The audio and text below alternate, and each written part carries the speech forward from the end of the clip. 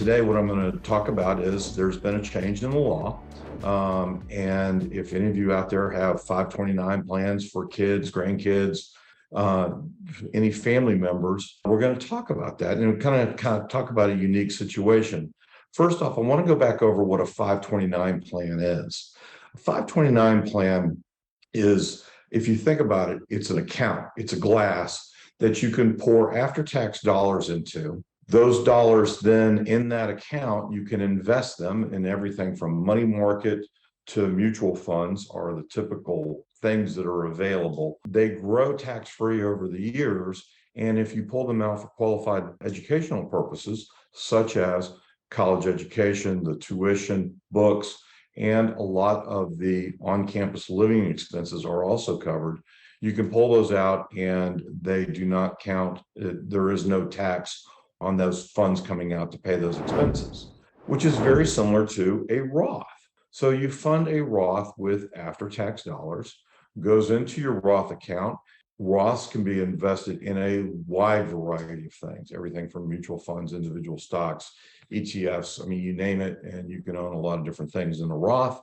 They grow tax-free within that Roth, and when you pull them out, subject to the rules of Roth withdrawals, they come out tax-free as well. So they have amazing tax advantages, amazing growth potential because of all of the different investments that can be held there, from very conservative to very aggressive, depending on your specific needs.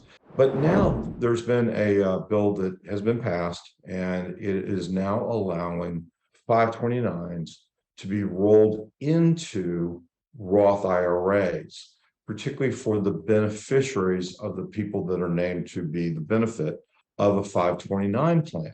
Of course, this is a phenomenal thing because if you have an unused 529 plan, if you overfunded, or if whoever the beneficiary was, instead of going to a 4-year school, went to a trade school for 2 years and it was much less expensive, or if they just didn't go at all and these funds are in this account, you now have an ability to move those funds into a Roth for them. But of course, there are some rules to this, okay?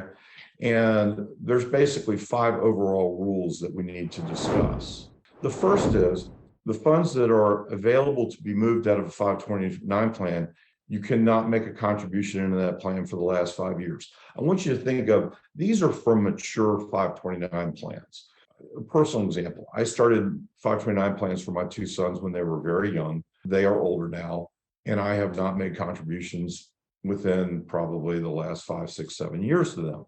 So if this is about young kids, this is not in early programs, where you have young kids and you're still making these contributions. This isn't for you. This is for more mature 529 plans. Also, and along those lines, the beneficiaries themselves, in order to move this over, roll this to a Roth, you have to qualify for income. You have to have earned income in order to contribute into your Roth. And so they have to have active earned income at least equal to what would be rolled into their Roth account. Also, they cannot contribute. So if you've got $10,000 in a 529 plan, the current limit for somebody under the age of 50 is $6,500. Let's say they've already contributed $3,000. Well, that would mean that you can only roll $3,500 of additional funds into their Roth. So if they haven't made any contributions, but they do have earned income, they can roll the entire $6,500 in, but you cannot roll a combined amount more than that.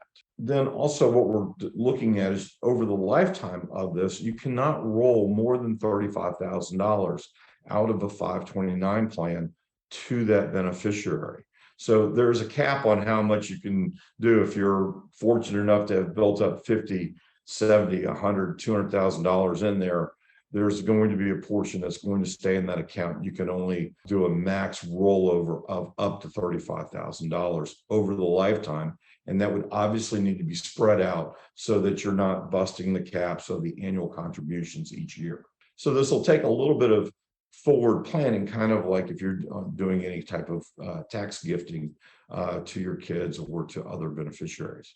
Then finally, whoever is named the beneficiary on the 529 plan, that needs to go into their Roth. You can change the beneficiaries. If you are the owner of the account, you can change the beneficiaries on there. So, but you need to realize that if you're doing this in a tax year and you're going to roll over 6,500, the name of that person's got to be on the 529 plan and it's got to be going into their Roth. It's a really interesting and I think a very helpful thing. Sometimes the government actually gives us real windows of opportunity. A Roth is exactly that. A 529 plan has been that. A health savings account, if you have high deductible health insurance. There are some phenomenal ways that you can put money away, tax deferred, tax free, and then use them later. But you got to know the rules of the road. This is kind of a unique situation, but it's something interesting that is developed. We want to make you aware of that. We are not tax advisors, but we track all of this and we want to be able to help our clients participate and know the questions that they've got to ask in working with their tax advisors, in working with the estate planning attorneys. We're here to help and to get you in touch with when it's something like tax. We want you to be working with good folks, but we also want to give you some good ideas. Hope this helps.